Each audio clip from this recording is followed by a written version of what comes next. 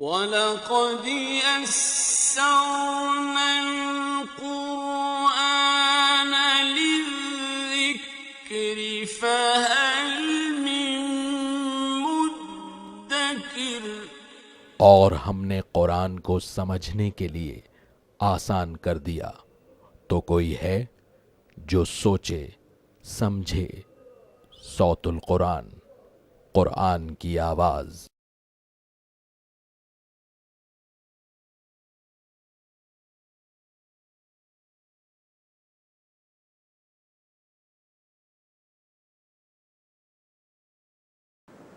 نحمده ونصلي على رسوله الكريم اما بعد فاعوذ باللہ من الشیطان الرجیم بسم اللہ الرحمن الرحیم حامیم تنزیل الکتاب من اللہ العزیز الحکیم صدق اللہ العظیم۔ سورۃ الجاثیہ سے ہم اپنا مطالعہ شروع کر رہے ہیں۔ اس سورہ مبارکہ میں توحید اور آخرت کے حوالے سے اللہ تعالیٰ نے گفتگو ارشاد فرمائی ہے، اور پہلے رکوع میں انشاءاللہ ہم دیکھیں گے کہ 3 قسم کی آیات کا ذکر ہے۔ آیات آفاقی یعنی کائنات میں اللہ کی نشانیاں، آیات انفسی یعنی انسانوں کے اپنے اندر اللہ کی معرفت کی نشانیاں، اور آیات قرآنی یعنی قرآن کی آیات کے ذریعے سے یاد دہانی اور تذکیر۔ حامیم یہ حروف مقطعات ہیں۔ تنزیل الکتاب من اللہ العزیز الحکیم، یہ کتاب یعنی قرآن نازل کی گئی ہے اللہ کی طرف سے جو غالب ہے، حکمت والا ہے۔ ان فی السماوات والارض لآیات للمؤمنین، بے شک آسمانوں اور زمین میں ایمان لانے والوں کے لیے نشانیاں ہیں۔ یہ آیات آفاقی یعنی کائنات میں اللہ کی نشانیوں کی طرف اشارہ ہے۔ وفی خلقکم، اور تمہاری پیدائش میں، اب یہ انسانوں کے اندر جو اللہ کی نشانیاں ہیں اس کی طرف اشارہ ہے۔ وفی خلقکم، اور تمہاری پیدائش میں، وما یبث من دابۃ، اور وہ اللہ جو جانور پھیلاتا ہے، آیات لقوم یوقنون، ان میں یقین کرنے والے لوگوں کے لیے نشانیاں ہیں۔ واختلاف اللیل والنہار، اور رات اور دن کی تبدیلی میں، وما انزل اللہ من السماء من رزق، اور جو اللہ نے آسمان سے رزق میں سے نازل فرمایا، فاحیا بہ الارض بعد موتها، پھر اس سے یعنی بارش سے زندہ کیا زمین کو اس کی موت کے بعد، وتصریف الریاح، اور ہواؤں کی گردش میں، آیات لقوم یعقلون، عقل مندوں کے لیے نشانیاں ہیں۔ ان پر غور و فکر سے اللہ کی معرفت بندے کو حاصل ہوتی ہے۔ تلک آیات اللہ نتلوها علیک بالحق، اے نبی صلی اللہ علیہ وسلم یہ اللہ کی آیات ہیں، ہم آپ پر ٹھیک ٹھیک تلاوت کرتے ہیں۔ اب یہ آیات قرآنی کی طرف اشارہ ہے کہ جن پر غور و فکر سے حقیقی ایمان بندے کو حاصل ہوتا ہے۔ فَبِأَيِّ حَدِيثٍ بَعْدَ اللَّهِ وَآيَاتِهِ يُؤْمِنُونَ، بس اللہ کے اور اس کی آیات کے بعد وہ کس بات پر ایمان لائیں گے؟ اللہ کی کھلی نشانیاں پوری کائنات میں موجود ہیں، ان کی اپنی جانوں میں موجود ہیں۔ اللہ کا حق کلام ان کے پاس آ چکا ہے، اب اس کے بعد یہ کس چیز کا انتظار کر رہے ہیں کہ اس کے آنے کے بعد یہ ایمان لائیں گے۔ وَيْلٌ لِكُلِّ أَفَّاكٍ أَثِيمٍ، تباہی ہے ہر جھوٹ باندھنے والے گناہ گار کے لیے۔ يَسْمَعُ آیات اللہ، وہ اللہ کی آیات کو سنتا ہے، تُتْلَى عَلَيْهِ، جو اس پر پڑھی جاتی ہیں، ثُمَّ يُصِرُّ مُسْتَكْبِرًا، پھر تکبر کرتا ہوا اڑا رہتا ہے، كَأَن لَّمْ يَسْمَعْهَا، گویا اسے سنا ہی نہ ہو۔ فَبَشِّرْهُ بِعَذَابٍ أَلِيمٍ، بس اے نبی صلی اللہ علیہ وسلم اسے دردناک عذاب کی خوشخبری سنا دیجیے۔ اب یہ ذکر ہو رہا ہے قرآن سے اعراض کرنے والوں کا، کہ ان کے سامنے قرآن پیش ہوتا ہے، وہ تکبر کرتے ہیں، اڑے رہتے ہیں، اپنی چاہت کے مطابق جو زندگی بسر کر رہے اس کو چھوڑنا نہیں چاہتے، اور اللہ تعالیٰ کی کتاب کی مخالفت کر رہے ہیں۔ اللہ اس برے عمل سے ہماری حفاظت فرمائے، اور اپنی کتاب کو دل و جان سے قبول کر کے اس کے تقاضوں پر عمل کی توفیق عطا فرمائے۔ وَإِذَا عَلِمَ مِنْ آيَاتِنَا شَيْئًا اتَّخَذَهَا هُزُوًا، اور جب وہ ہماری آیات میں سے کسی شے پر واقف ہوتا ہے، کچھ علم اسے حاصل ہو جاتا ہے، تو وہ اس کو مذاق بنا لیتا ہے۔ اللہ کی آیات کو گویا کہ وہ کوئی اہمیت دیتا ہی نہیں ہے، گویا کہ اس کی نگاہوں میں اس کی کوئی قدر و قیمت ہے ہی نہیں۔ اولئک لہم عذاب مہین، یہ وہ لوگ ہیں جن کے لیے رسوا کرنے والا عذاب ہے۔ من ورائہم جہنم، ان کے آگے جہنم ہے۔ ولا یغنی عنہم ما کسبوا شیئا، اور ان کے کچھ کام نہ آئے گا جو کچھ انہوں نے کمایا۔ ولا متخذوا من دون اللہ اولیاء، اور نہ وہ کام آئیں گے جن کو انہوں نے اللہ کے سوا کارساز بنایا۔ وَلَهُمْ عَذَابٌ عَظِيمٌ، اور ان کے لیے بڑا عذاب ہے۔ ھذا ھدیٰ، یہ قرآن ہدایت ہے۔ وَالَّذِينَ كَفَرُوا بِآيَاتِ رَبِّهِمْ، اور جن لوگوں نے اپنے رب کی آیات کا انکار کیا، لَهُمْ عَذَابٌ مِّن رِجْزٍ أَلِيمٌ، ان کے لیے دردناک عذاب میں سے بڑا عذاب ہے۔ اللہ تعالیٰ اس عذاب سے ہماری حفاظت فرمائے۔ یہ ان لوگوں کے لیے جو اللہ کی کتاب کو فراموش کرتے ہیں، اللہ کی کتاب کو اہمیت نہیں دیتے، اس کے تقاضوں پر عمل نہیں کرتے، اللہ اس برے انجام سے ہماری حفاظت فرمائے۔ اس کے بعد اس سورہ مبارکہ کا دوسرا رکوع آ رہا ہے، اللہ کی قدرتوں کا بیان ہے اور عذاب کی وعیدیں بھی سنائی گئی ہیں، اور رسول اکرم صلی اللہ علیہ وسلم کی منصب اور مقام کو بھی بیان کیا گیا ہے۔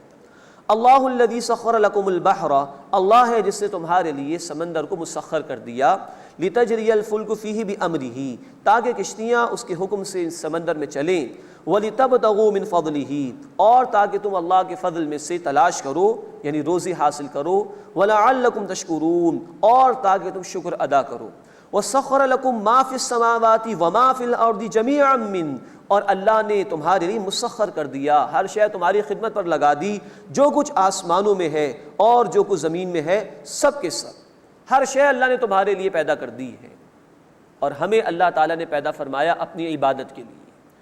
یہ پوری کائنات کا نظام چل رہا ہے تو ہماری زندگی زمین پر برقرار ہے، ہر شے ہمارے لیے، لیکن ہمیں اللہ نے اپنی عبادت کے لیے پیدا کیا۔ سورہ الذاریات آیت نمبر 56 اللہ تعالیٰ نے فرمایا وَمَا خَلَقْتُ الْجِنَّ وَالْإِنسَ إِلَّا لِيَعْبُدُونَ، میں نے تمام جنات اور انسانوں کو صرف اپنی عبادت کے لیے پیدا کیا۔ إِنَّ فِي ذَلِكَ لَآيَاتٍ لِقَوْمٍ يَتَفَكَّرُونَ، بے شک اس میں غور و فکر کرنے والے لوگوں کے لیے نشانیاں ہیں۔ قُلْ لِلَّذِينَ آمَنُوا يَغْفِرُوا لِلَّذِينَ لَا يَرْجُونَ أَيَّامَ اللَّهِ، اے نبی صلی اللہ علیہ وسلم آپ فرما دیجئے ان لوگوں سے جو ایمان لائے کہ وہ ان لوگوں سے درگزر کریں جو اللہ کے ایام کی امید نہیں رکھتے، یعنی یہ مخالفین ڈر نہیں رہے اللہ کے عذاب سے، اور اللہ نے گزشتہ قوموں کے جو حالات بیان کیے جو برباد کر دی گئی، ان بیانات سے یہ عبرت حاصل نہیں کر رہے۔ اے نبی اہل ایمان سے کہہ دیجئے کہ ایسے لوگوں سے وہ درگزر کریں۔ لیجزی قوما بما كانوا یکسبون، تاکہ اللہ ان لوگوں کو بدلہ دے ان کے اعمال کا۔ من عمل صالحا فلنفسہ، جس نے کوئی نیک عمل کیا تو اپنے بھلے کے لیے، ومن اساء فعلیہا، اور جس نے کوئی برائی کی تو اس کا وبال اسی پر ہوگا۔ یہ بات قرآن نے بار بار بیان کی ہے، اللہ کو ہماری عبادت کی کوئی ضرورت نہیں، جو بھی عبادت کر رہا ہے نیک عمل کر رہا ہے اپنے بھلے کے لیے، اور جو برائی کر رہا ہے اس کا وبال اسی پر ہوگا۔ ثم الی ربکم ترجعون، پھر تم سب اپنے رب کی طرف لوٹائے جاؤ گے۔ وَلَقَدْ آتَيْنَا بَنِي إِسْرَائِيلَ الْكِتَابَ وَالْحُكْمَ وَالنُّبُوَّةَ، اور یقیناً ہم نے بنی اسرائیل کو کتاب اور حکومت اور نبوت عطا کی۔ ان میں اللہ نے بڑے بڑے انبیاء کو بادشاہ بھی بنایا، جیسے کہ داؤد علیہ السلام اور سلیمان علیہ السلام۔ وَرَزَقْنَاهُم مِّنَ الطَّيِّبَاتِ، اور ہم نے انہیں پاکیزہ چیزوں میں سے رزق عطا فرمایا۔ وَفَضَّلْنَاهُمْ عَلَى الْعَالَمِينَ، اور انہیں جہان والوں پر فضیلت عطا کی۔ لیکن ہم پڑھ چکے ہیں سورہ البقرہ میں کہ یہ فضیلت ہے ایک ذمہ داری کے ساتھ۔ جب بنی اسرائیل نے اللہ کی طرف سے عائد کردہ دین کی ذمہ داریوں کو ادا نہیں کیا تو وہ اللہ کے عذاب میں مبتلا کیے گئے۔ وَآتَيْنَاهُمْ بَيِّنَاتٍ مِّنَ الْأَمْرِ، اور ہم نے انہیں دین کے بارے میں واضح احکامات عطا کیے۔ فَمَا اخْتَلَفُوا إِلَّا مِن بَعْدِ مَا جَاءَهُمُ الْعِلْمُ بَغْيًا بَيْنَهُمْ، تو انہوں نے اختلاف نہیں کیا مگر اس کے بعد کہ جب کہ ان کے پاس علم آ گیا آپس کی ضد کی وجہ سے۔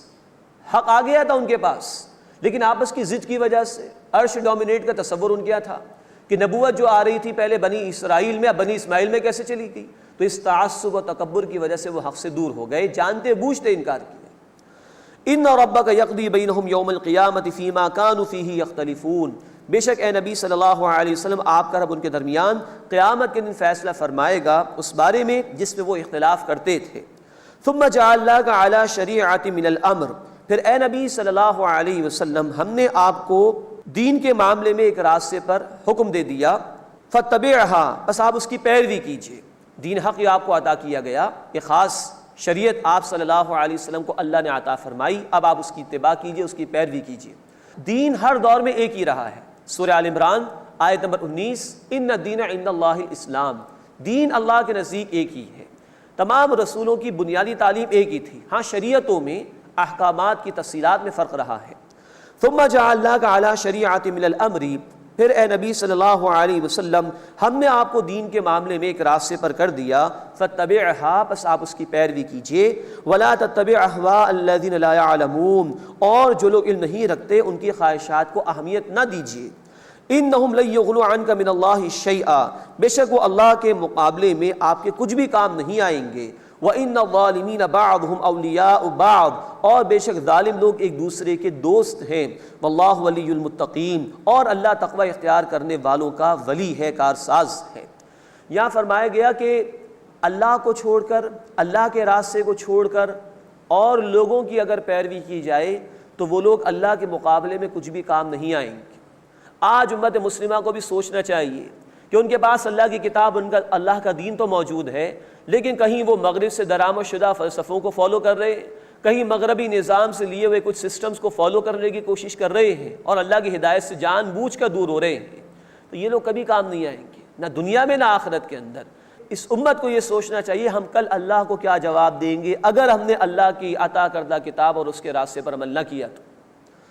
ھذا بصائر للناس وہدی ورحمۃ لقوم یوقنون، یہ آنکھیں کھولنے کے لیے باتیں ہیں، یعنی اس قرآن کے اندر وہ بصیرت افروز باتیں اللہ نے بیان فرما دی جو آنکھیں کھول دینے والی، حق کو واضح کر دینے والی ہیں۔ وہدی ورحمۃ لقوم یوقنون، اور ہدایت اور رحمت ہے یقین رکھنے والوں کے لیے۔ ام حسب الذین اجترحوا السیئات، کیا وہ لوگ یہ گمان کرتے ہیں جنہوں نے برائیاں کمائیں، ان نجعلہم کالذین آمنوا وعملوا الصالحات، کہ ہم انہیں ان لوگوں کی طرح کر دیں گے جو ایمان لائے اور جنہوں نے نیک اعمال کیے، سواء محیاہم ومماتہم، تاکہ برابر ہو جائے ان کا جینا اور مرنا، ساء ما یحکمون، برا ہے وہ جو فیصلہ کرتے ہیں۔ یعنی کیسے ممکن ہے کہ اللہ تعالیٰ کے فرما بردار اور نافرمان برابر ہو جائیں؟ اگر ایسا ہو جائے تو تخلیق کا مقصد فوت ہو جائے گا، جس امتحان کے لیے اللہ تعالیٰ نے زندگی میں ہمیں بھیجا وہ مقصد فوت ہو جائے گا۔ کیا کسی حکومت کے فرما بردار شہری اور مجرمین کبھی برابر ہوا کرتے ہیں؟ تو کیسے ممکن ہے کہ اللہ کے فرما بردار اور مجرمین جو ہیں وہ ایک جیسے ہو جائیں قیامت کے دن؟ سوال ہی پیدا نہیں ہوتا۔ ساء ما یحکمون، برا ہے وہ جو فیصلہ کرتے ہیں۔ اس کے بعد اس سورہ مبارکہ کا تیسرا رکوع شروع ہو رہا ہے، اس میں دنیا پرست کردار کا اللہ نے ایک ذکر کیا ہے، دہریوں کا ذکر کیا ہے جو کہتے ہیں کہ ہمیں اس موت کے بعد کوئی زندگی نہیں آئے گی، ہم بس مر جائیں گے اور ختم ہو جائیں گے، اور بعث بعد الموت یعنی مرنے کے بعد دوبارہ زندگی کا تذکرہ آیا ہے۔ وَخَلَقَ اللَّهُ السَّمَاوَاتِ وَالْأَرْضَ بِالْحَقِّ، اور اللہ نے آسمانوں اور زمین کو پیدا کیا حق کے ساتھ، یعنی پرپسفلی، بامقصد طور پر۔ وَلِتُجْزَىٰ كُلُّ نَفْسٍ بِمَا كَسَبَتْ وَهُمْ لَا يُظْلَمُونَ، اور تاکہ ہر شخص کو اس کے اعمال کا بدلہ دیا جائے اور ان پر ظلم نہیں کیا جائے گا، ٹھیک ٹھیک ایک ایک عمل کا بدلہ دے دیا جائے گا۔ أَفَرَأَيْتَ مَنِ اتَّخَذَ إِلَٰهَهُ هَوَاهُ، کیا اے نبی صلی اللہ علیہ وسلم آپ نے اس شخص کو دیکھا جس نے اپنی خواہش نفس کو الہ یعنی معبود بنا لیا؟ وَأَضَلَّهُ اللَّهُ عَلَىٰ عِلْمٍ، اور اللہ نے علم کے باوجود اسے گمراہ کر دیا۔ وَخَتَمَ عَلَىٰ سَمْعِهِ وَقَلْبِهِ، اور اللہ نے اس کی سماعت اور اس کے دل پر مہر لگا دی۔ وَجَعَلَ عَلَىٰ بَصَرِهِ غِشَاوَةً، اور اس کی آنکھ پر اللہ نے پردہ ڈال دیا۔ فَمَن يَهْدِيهِ مِن بَعْدِ اللَّهِ، تو اللہ کے بعد اسے کون ہدایت دے گا؟ أَفَلَا تَذَكَّرُونَ، بس کیا تم لوگ غور و فکر نہیں کرتے؟ اب یہاں اللہ تعالیٰ نے بہت ہی آنکھیں کھول دینے والی بات بیان فرمائی۔ خواہش نفس کی پیروی کر کے بھی انسان گویا شرک کر لیتا ہے۔ اے نبی، کیا آپ نے اس کو دیکھا جس نے اپنی خواہش نفس کو الہ بنا لیا؟ یہ ہمارے کلمے کا حصہ ہے، لا الہ الا اللہ، اللہ کے سوا کوئی معبود نہیں، اللہ کے سوا کوئی عبادت کے لائق نہیں۔ لیکن اگر اللہ کے حکم کے مقابلے میں کوئی شخص اپنی خواہش کی پیروی کر رہا ہے تو یہ گویا اس نفس کو اس نے الہ بنا لیا، معبود بنا لیا۔ یہ ہے شرک کا وسیع تر تصور۔ اللہ تعالیٰ ہمیں اس سے محفوظ فرمائے۔ کبھی مال بھی اسی طرح معبود بن جاتا ہے۔ بخاری شریف کی حدیث ہے، اللہ کے رسول صلی اللہ علیہ وسلم نے فرمایا، تعیس عبد الدینار وعبد الدرہم، ہلاک ہو گیا درہم کا بندہ اور دینار کا بندہ۔ بندگی تو اللہ کی کرنی، لیکن وہ مال کی محبت میں اتنا دیوانہ کہ اللہ کے احکامات کو پس پش ڈال دیا تو گویا مال اس کا معبود بن گیا۔ یوں یہ نفس، یہ مال بھی معبود بن جاتے ہیں کہ جب اللہ کی محبت اور اللہ کی اطاعت کے مقابلے میں نفس اور مال کی پرستش کی جائے اور ان کے پیچھے انسان دوڑتا رہے۔ یہ ہے شرک کا وسیع تصور جس کو قرآن نے بیان کیا۔ اللہ ہر قسم کے شرک سے ہماری حفاظت فرمائے۔ مزید اللہ تعالیٰ نے فرمایا کہ وَأَضَلَّهُ اللَّهُ عَلَىٰ عِلْمٍ، اللہ نے اسے اس کے علم کے باوجود گمراہ کر دیا۔ محض علم کا حاصل ہو جانا کافی نہیں، اس علم کے ساتھ تقوی کا موجود ہونا بھی ضروری ہے، یعنی اللہ کی نافرمانی سے بچنے کا جذبہ بھی دل میں ہو۔ علم تو شیطان کے پاس بھی تھا، لیکن یہ کہ وہ تکبر میں آ گیا تھا، اس لیے اس کا علم اسے کسی کام نہیں آیا۔ بڑی عبادت اس نے کی تھی اللہ تعالیٰ کی، لیکن تکبر اسے لے ڈوبا۔ تو محض علم کا حصول کافی نہیں، بلکہ اس کے ساتھ اللہ کا تقوی بھی دل میں ہو، تب وہ علم کام دیتا ہے۔ اللہ ہمیں علم نافع عطا فرمائے، اللہ کے رسول صلی اللہ علیہ وسلم دعا فرماتے تھے اللہ تعالیٰ سے کہ اللہ مجھے علم نافع عطا فرما، وہ علم کی جو نفع عطا کرنے والا ہو، ورنہ محض علم حاصل ہو جائے وہ کافی نہیں ہے جب تک کہ اس کے ساتھ ہدایت اور تقوی موجود نہ ہو۔ یہ ہے ایک ایسے شخص کا کردار کہ جس کے پاس علم بھی تھا لیکن وہ دنیا پرست ہو گیا، دنیا کی محبت میں گرفتار ہو گیا، نفس کی خواہشات کی پیروی کے اندر لگ گیا، تو گویا اس نے اللہ کے مقابلے میں نفس کو معبود بنا لیا۔ اللہ اس برے انجام سے ہماری حفاظت فرمائے۔ فَمَن يَهْدِهِ مِن بَعْدِ اللَّهِ، تو اللہ کے بعد اسے کون ہدایت دے گا؟ أَفَلَا تَذَكَّرُونَ، بس کیا تم غور و فکر نہیں کرتے؟ وَقَالُوا مَا هِيَ إِلَّا حَيَاتُنَا الدُّنْيَا، اور انہوں نے کہا کہ یہ تو کچھ بھی نہیں، صرف ہماری دنیا کی زندگی ہے، نموت و نحیا، ہم مرتے اور ہم جیتے ہیں، وما یہلکنا الا الدہر، اور ہمیں صرف زمانہ ہلاک کرتا ہے، وما لہم بذلک من علم، اور انہیں اس کا کوئی علم نہیں، انہم الا یظنون، وہ تو صرف قیاس آرائیاں کرتے ہیں۔ اب یہ دہری قسم کے لوگوں کا ذکر ہے کہ جو کہتے ہیں کہ اس مرنے کے بعد کوئی زندگی نہیں ہے، زمانہ ہمیں زندہ کرتا ہے، زمانہ ہمیں ہلاک کرتا ہے۔ ان عقل مندوں کو یہ بھی سوچنا چاہیے کہ جو زمانہ ہلاک کر سکتا ہے وہ دوبارہ زندہ نہیں کر سکتا، اور زمانے کی نسبت اللہ تعالیٰ نے اپنی طرف کی ہے۔ بخاری شریف کی حدیث ہے، اللہ کے رسول صلی اللہ علیہ وسلم نے روایت فرمایا کہ اللہ تعالیٰ یوں فرماتے ہیں، اللہ تعالیٰ نے فرمایا، حدیث قدسی ہے کہ ابن آدم مجھے برا بھلا کہتا ہے، وہ کہتا ہے زمانہ ایسا ہو گیا اور زمانہ ویسا ہو گیا، اللہ نے فرمایا میں ہی زمانہ ہوں، یعنی جو کچھ بھی ہوتا ہے میرے حکم سے ہوتا ہے۔ تو انسان زمانے کو برا بھلا کہہ کے گویا کہ اللہ تعالیٰ کی طرف ان باتوں کو منسوب کر رہا ہوتا ہے، ایسی باتوں سے بچنا چاہیے۔ تو یہ دہریہ قسم کے لوگوں کا ذکر آیا کہ بس ہم مر جائیں گے دوبارہ اس کے بعد کوئی زندگی نہیں، انہم الا یظنون، وہ صرف قیاس آرائیاں کرتے ہیں۔ وَإِذَا تُتْلَىٰ عَلَيْهِمْ آيَاتُنَا بَيِّنَاتٍ، اور جب ان پر ہماری واضح آیات پڑھی جاتی ہیں، مَا كَانَ حُجَّتُهُمْ، تو ان کی دلیل نہیں ہوتی، إِلَّا أَن قَالُوا ائْتُوا بِآبَائِنَا إِن كُنتُمْ صَادِقِينَ، سوائے اس کے کہ وہ کہتے ہیں کہ ہمارے باپ دادا کو لے آؤ اگر تم سچے ہو، اگر مرنے کے بعد کوئی زندگی ہے تو باپ دادا جو ہمارے مر چکے ان کو زندہ کر کے دکھا دو۔ یہ ہر دھرم قسم کے لوگوں کا طرز عمل ہے۔ قُلِ اللَّهُ يُحْيِيكُمْ ثُمَّ يُمِيتُكُمْ، اے نبی صلی اللہ علیہ وسلم فرما دیجئے اللہ ہی تمہیں زندگی عطا فرماتا ہے، اللہ ہی تمہیں موت دے گا، ثُمَّ يَجْمَعُكُمْ إِلَى يَوْمِ الْقِيَامَةِ لَا رَيْبَ فِيهِ، پھر وہ تمہیں قیامت کے دن جمع فرمائے گا جس میں کوئی شک نہیں ہے۔ وَلَٰكِنَّ أَكْثَرَ النَّاسِ لَا يَعْلَمُونَ، لیکن اکثر لوگ علم نہیں رکھتے ہیں۔ اس کے بعد اس سورہ مبارکہ کا چوتھا اور آخری رکوع آ رہا ہے، اس میں اللہ تعالیٰ نے حشر کے موقع کو بیان فرمایا، وہاں کے نتائج کا ذکر ہے اور مجرمین کے لیے وعیدیں بیان کی گئی ہیں۔ وَلِلَّهِ مُلْكُ السَّمَاوَاتِ وَالْأَرْضِ، اور اللہ ہی کے لیے ہے بادشاہت آسمانوں اور زمین کی۔ وَيَوْمَ تَقُومُ السَّاعَةُ يَوْمَئِذٍ يَخْسَرُ الْمُبْطِلُونَ، اور جس دن قیامت قائم ہوگی اس دن اہل باطل خسارہ اٹھانے والے ہوں گے۔ وَتَرَىٰ كُلَّ أُمَّةٍ جَاثِيَةً، اور تم دیکھو گے ہر گروہ کو کہ وہ گھٹنوں کے بل گرا ہوا ہے۔ یہ انتہائی بے بسی کی کیفیت ہے، دہشت زدہ جب انسان ہو جائے گا تو گھٹنوں کے بل گرا دیا جائے گا قیامت کے دن۔ کل امت تدعا الی کتابہا، ہر گروہ اپنے نامہ اعمال کی طرف پکارا جائے گا۔ الیوم تجزون ما کنتم تعملون، آج تمہیں وہی بدلہ دیا جائے گا جو کچھ کہ تم کیا کرتے تھے۔ ھذا کتابنا ینطق علیکم بالحق، یہ ہے ہماری کتاب جو تمہارے خلاف ٹھیک ٹھیک بولتی ہے، سب کچھ اس کے اندر درج ہے تمہارے اعمال کے حوالے سے۔ انا کنا نستنسخ ما کنتم تعملون، بے شک ہم لکھواتے تھے جو کچھ تم کیا کرتے تھے۔ فَأَمَّا الَّذِينَ آمَنُوا وَعَمِلُوا الصَّالِحَاتِ، بس وہ لوگ جو ایمان لائے اور جنہوں نے نیک اعمال کیے، فَيُدْخِلُهُمْ رَبُّهُمْ فِي رَحْمَتِهِ، تو انہیں ان کا رب اپنی رحمت میں داخل فرمائے گا۔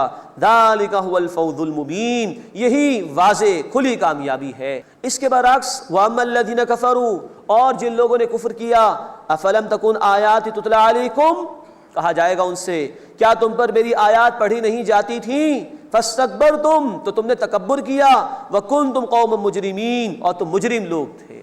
یہ وہ لوگ جنہوں نے قرآن کو فراموش کیا، قرآن کا انکار کیا، قرآن کی طرف توجہ نہیں کی، ان مجرموں کا بیان ہو رہا ہے۔ اللہ ہمیں ایسے لوگوں میں ہونے سے محفوظ فرمائے۔ وَإِذَا قِيلَ، اور جب ان سے کہا جاتا تھا إِنَّ وَعْدَ اللَّهِ حَقٌّ، کہ بے شک اللہ کا وعدہ سچا ہے، وَالسَّاعَةُ لَا رَيْبَ فِيهَا، اور قیامت میں کوئی شک نہیں، قُلْتُم مَّا نَدْرِي مَا السَّاعَةُ، تو تم نے کہا کہ ہم نہیں جانتے قیامت کیا ہے۔ إِن نَظُنُّ إِلَّا ظَنًّا، ہم تو صرف اسے گمان کرتے ہیں کہ شاید ہو، وَمَا نَحْنُ بِمُسْتَيْقِنِينَ، اور ہم نہیں ہیں یقین کرنے والے۔ یہ تھے جھٹلانے والے قیامت کے۔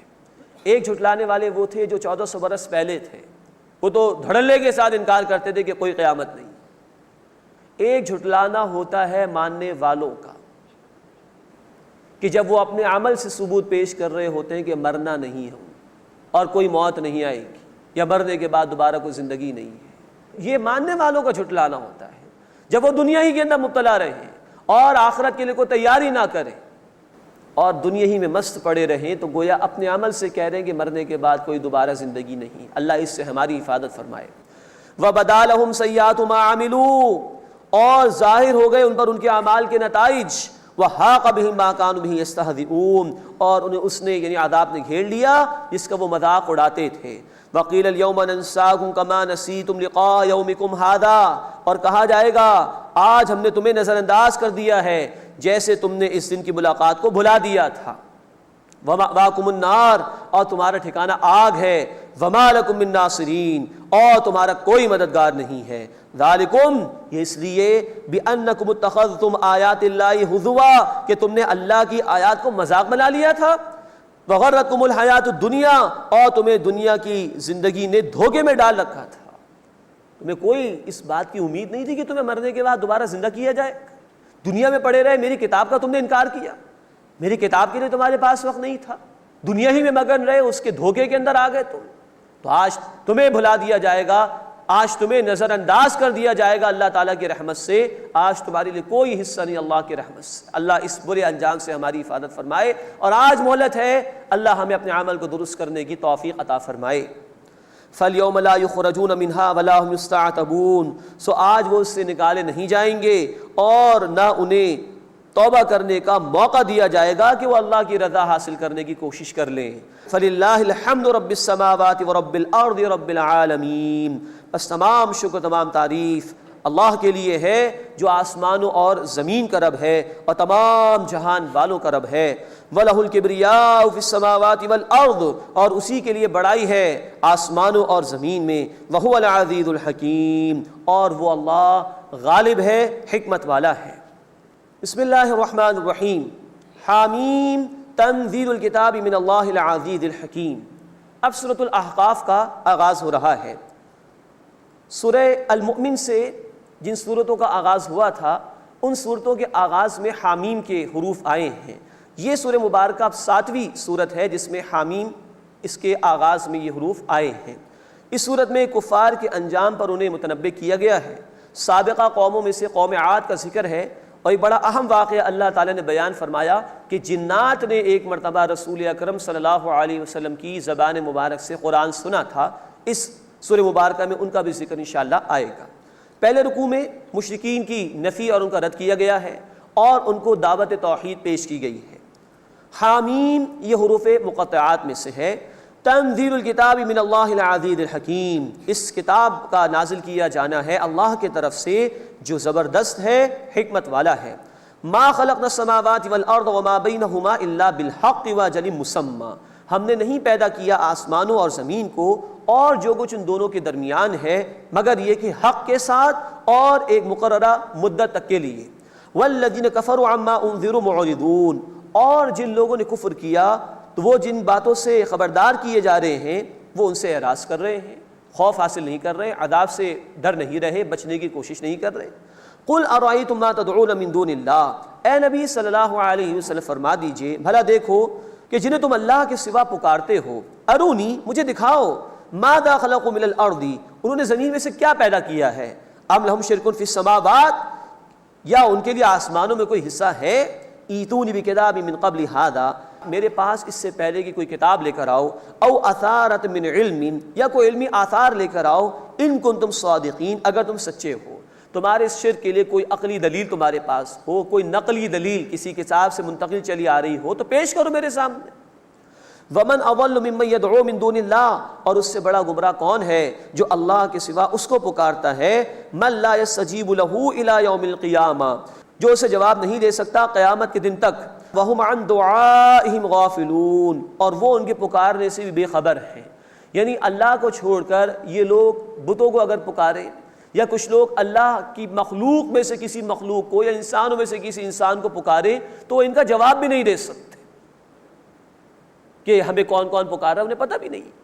تو ایسے لوگوں کو پکارنے کا کیا فائدہ ہے؟ وَإِذَا حُشِرَ النَّاسُ كَانُوا لَهُمْ أَعْدَاءً وَكَانُوا بِعِبَادَتِهِمْ كَافِرِينَ. اور جب لوگ جمع کیے جائیں گے یعنی میدان حشر میں، وہ ان کے دشمن ہوں گے اور ان کی عبادت کا انکار کریں گے. ایک طرف تو بت ہیں جن کو یہ پکارا کرتے تھے، اللہ کے نیک بندوں میں سے بھی جن لوگوں کو پکارا گیا وہ ان پکارنے والوں کا انکار کر دیں گے، ان کی پکار کا بھی انکار کریں گے، ان کی عبادت کا بھی انکار کر دیں گے کہ اللہ ہم نہیں جانتے کہ انہوں نے ہمیں پکارا، اور صاف انکار کر دیں گے وہ.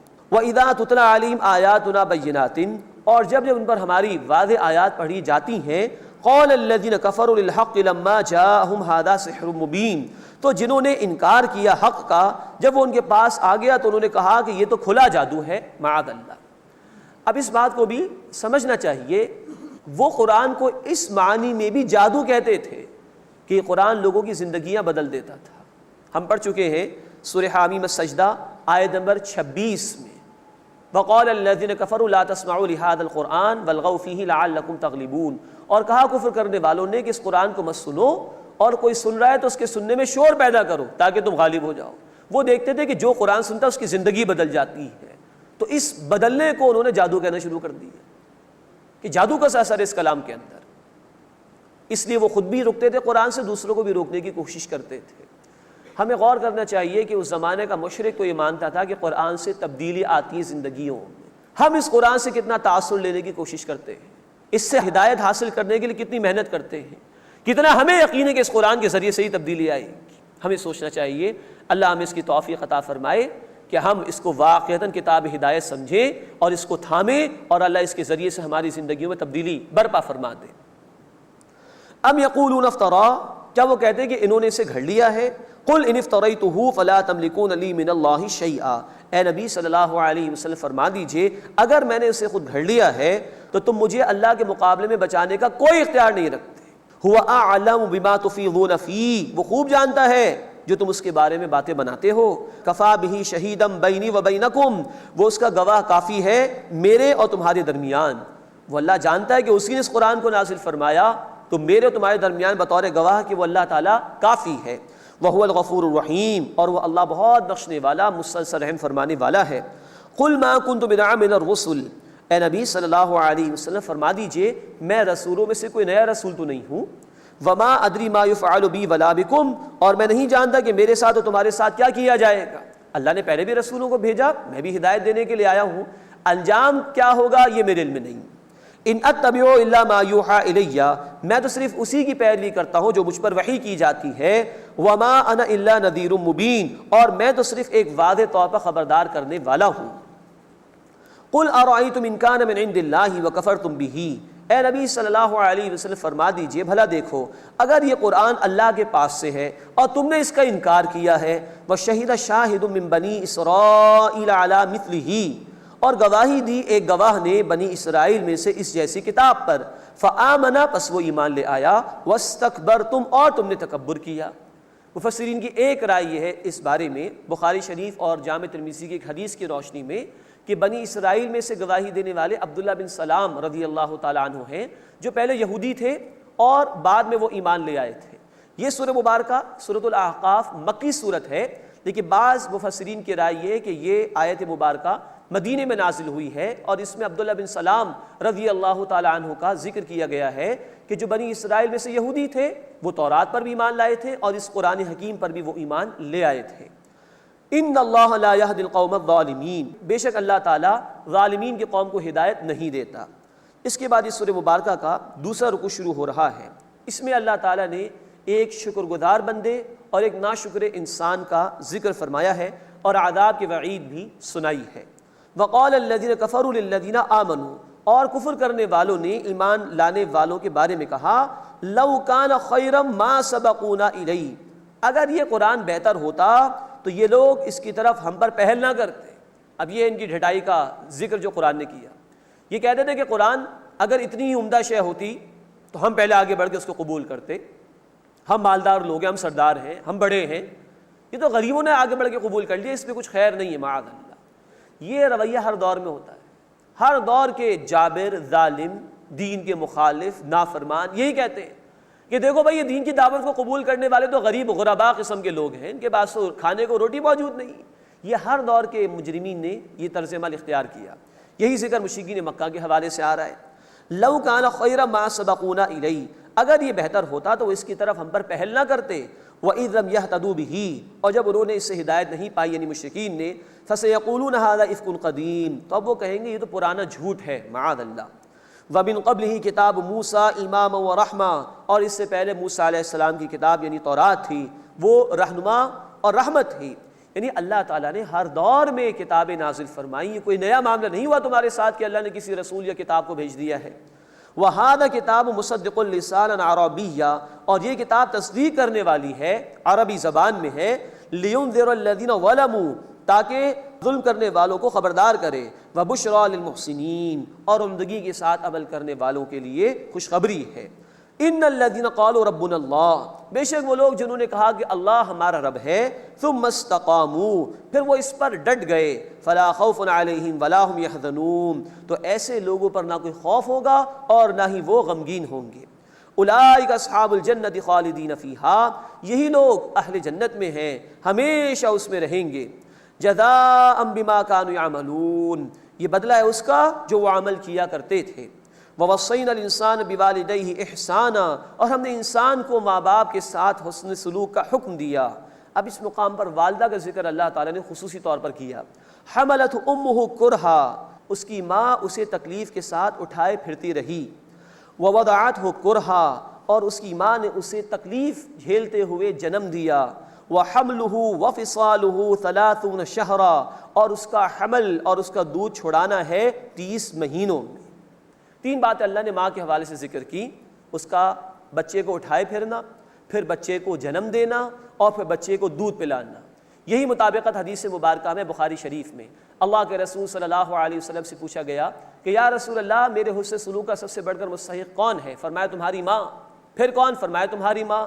پھر کون؟ فرمایا تمہاری ماں۔ پھر کون؟ فرمایا تمہارے والد۔ تو 3 گنا زیادہ حق اللہ کے حبیب صلی اللہ علیہ وسلم نے بیان فرمایا ماں کے حوالے سے۔ اللہ ہمیں اپنے ماں باپ کے حقوق ادا کرنے اور ان کی خدمت کرنے کی توفیق عطا فرمائے۔ مزید یہاں قرآن نے کہا کہ اس کا حمل اور اس کا دودھ چھڑانا 30 مہینے میں ہے۔ سورۃ البقرہ آیت 233 میں ہم پڑھ چکے ہیں کہ دودھ پلانے کی مدت 2 سال ہے، یعنی 24 مہینے۔ یہاں قرآن نے کہا کہ دودھ پلانے کی مدت اور حمل کی مدت 30 مہینے ہے۔ 24 مہینے نکال دیے جائیں تو 6 مہینے بچتے ہیں۔ یہ وہ کم از کم مدت ہے کہ جس میں یعنی 6 مہینے کے بعد اگر کسی خاتون کے ہاں بچہ پیدا ہو تو اس پر زنا کی تہمت نہیں لگائی جا سکتی۔ یہ صحابہ کرام رضی اللہ تعالیٰ عنہ اجمعین کے دور میں اس طرح کے مقدمات پیش ہوئے۔ حضرت علی رضی اللہ تعالیٰ عنہ نے بھی یہی دلیل پیش کی، حضرت عثمان رضی اللہ تعالیٰ عنہ نے بھی یہی دلیل پیش کی۔ بھئی اتنی کم مدت میں بچہ پیدا ہو گیا تو قرآن کی یہ آیت بتا رہی ہے کہ حمل کی کم از کم مدت جو ہے جب بچہ پیدا ہو جائے وہ 6 مہینے ہے۔ 6 مہینے میں بھی بچہ پیدا ہو سکتا ہے، 7 مہینے میں بھی پیدا ہو سکتا ہے۔ یہ اشارہ قرآن نے کیا ہے اس طرف۔ اس کے بعد اب اللہ کے ایک نیک بندے کا ذکر آ رہا ہے، اور بڑی خوبصورت دعا ہے جو اللہ تعالیٰ نے اس مقام پر ہمیں سکھائی ہے۔ حتی اذا بلغ اشدہ، یہاں تک کہ جب وہ اپنی جوانی کو پہنچا، وہ بلغ 40 سنۃ، اور وہ 40 برس کا ہو گیا۔ قرآن کی اس آیت کی روشنی میں جو انٹلیکچوئل میچورٹی ہے انسان کی، جو ذہنی بلوغت ہے، اس کی عمر 40 برس بیان کی گئی ہے۔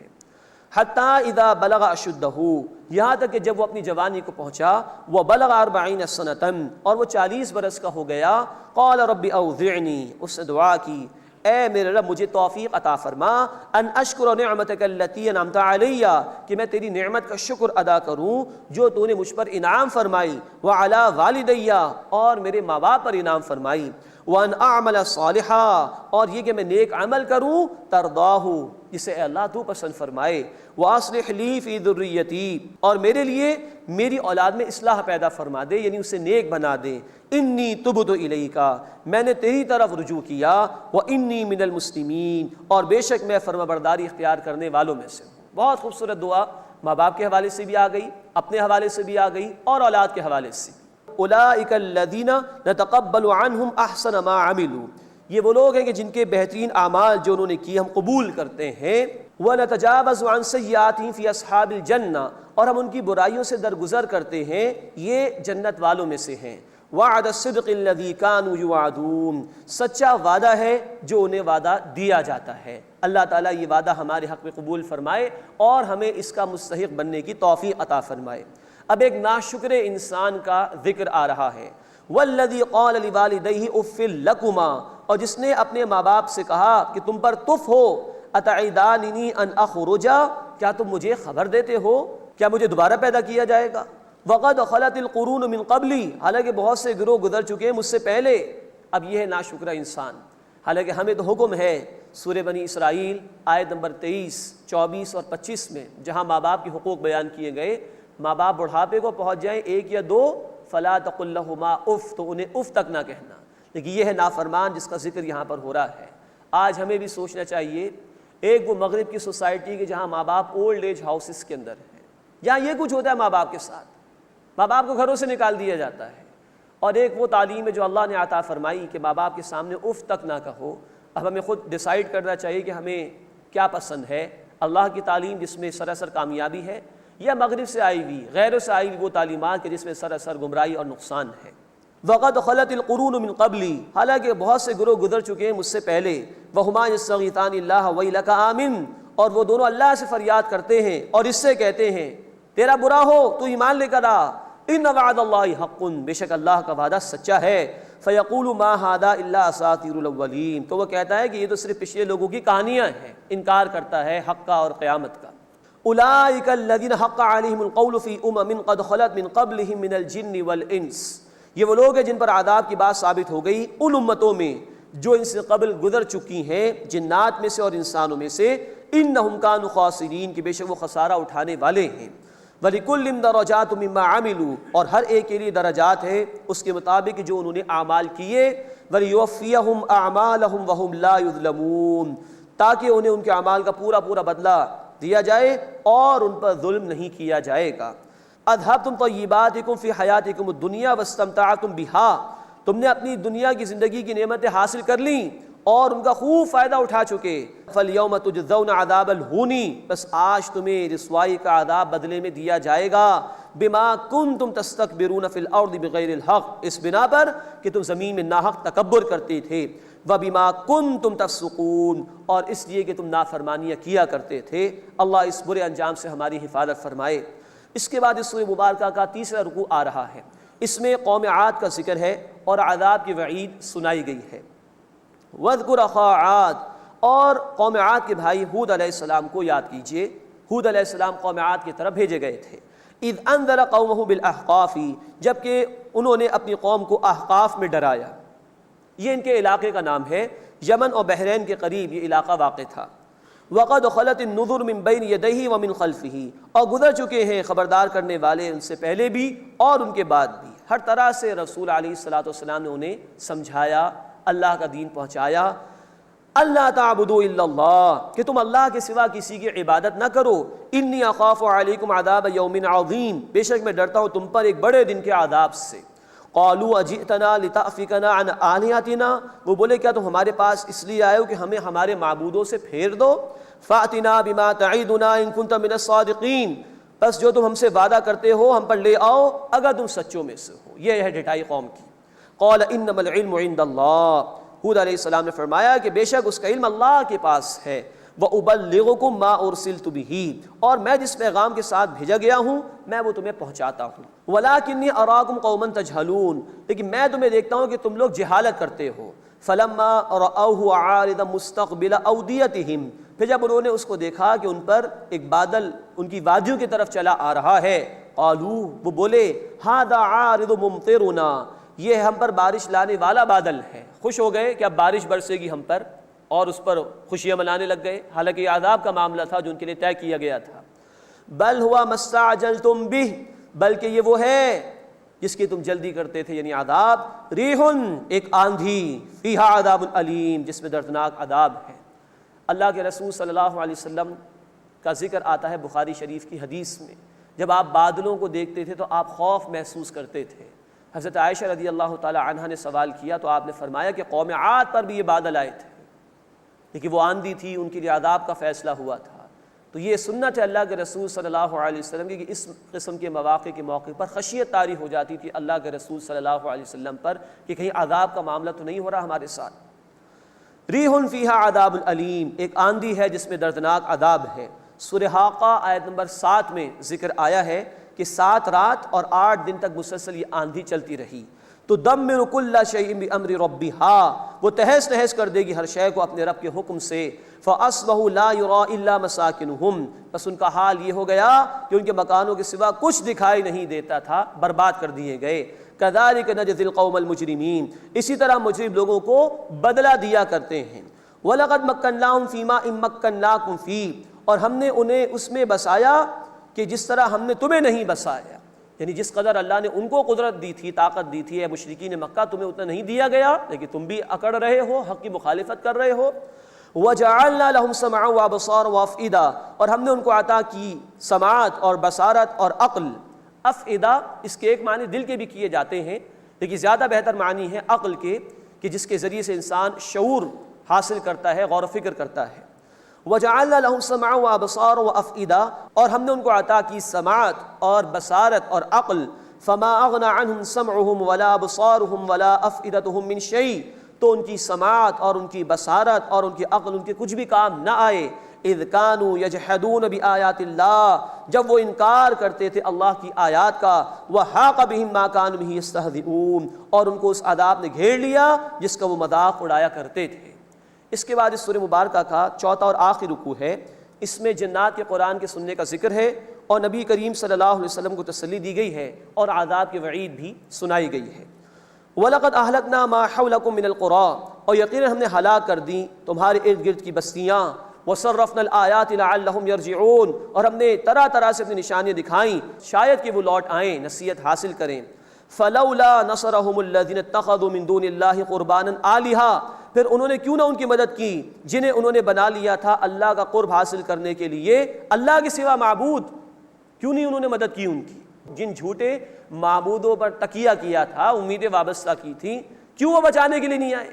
معلوم ہوا کہ کل اختیار اللہ کا ہے، اللہ ہی ہے جو کسی کو نفع پہنچا سکتا ہے، اللہ ہی ہے جو کسی کو نقصان پہنچا سکتا ہے، اللہ ہی چاہے تو کسی کی تکلیف کو دور کر سکتا ہے، اللہ ہی چاہے تو کسی کو راحت دے سکتا ہے، اللہ کے سوا کوئی نہیں۔ اسی ایک اللہ کو پکارنا چاہیے، اسی کا خوف اختیار کرنا چاہیے، اسی سے اپنی توقعات وابستہ کرنا چاہیے، اسی کو اپنے نفع نقصان کا کل مالک سمجھنا چاہیے۔ فَلَوْلَا نَصَرَهُمُ الَّذِينَ اتَّخَذُوا مِن دُونِ اللَّهِ قُرْبَانًا آلِهَةً، پھر انہوں نے کیوں نہ ان کی مدد کی جنہیں انہوں نے بنا لیا تھا اللہ کا قرب حاصل کرنے کے لیے اللہ کے سوا معبود۔ بل ضلوا عنہم، بلکہ وہ ان سے غائب ہو گئے۔ وَذَلِكَ إِفْكُهُمْ وَمَا كَانُوا يَفْتَرُونَ، اور یہ ان کا بہتان ہے جو وہ گھڑتے رہتے ہیں۔ مراد یہ کہ اللہ کے سوا کسی اور کو پکارنا یہ بہتان ہے سراسر، یہ اللہ تعالیٰ کی بھی ناقدری ہے اور اللہ تعالیٰ پر بہت بڑا الزام اور بہتان ہے کہ اللہ رب العزت کو چھوڑ کر اس کی مخلوق میں سے کسی کو پکار لیا جائے اور اس سے اپنی توقعات وابستہ کر لی جائیں۔ اللہ تعالیٰ اس بات سے ہماری حفاظت فرمائے۔ یہ طرز عمل اللہ کو غضب دلانے والا ہے کہ انسان اللہ کو چھوڑ کر کسی اور کو نفع نقصان کا مالک سمجھ لے۔ ان مشرکین مکہ کے جھوٹے معبود بھی کام نہیں آئیں گے اور نہ تاریخ میں کبھی گزشتہ قوموں کے جھوٹے معبود ان کے کام آ سکے۔ اللہ ہمیں اپنی توحید پر کاربند رہنے اور اپنے سے ہی تمام توقعات وابستہ کرنے کی توفیق عطا فرمائے۔ آمین یا رب العالمین۔ وآخر دعوانا ان الحمد للہ رب العالمین۔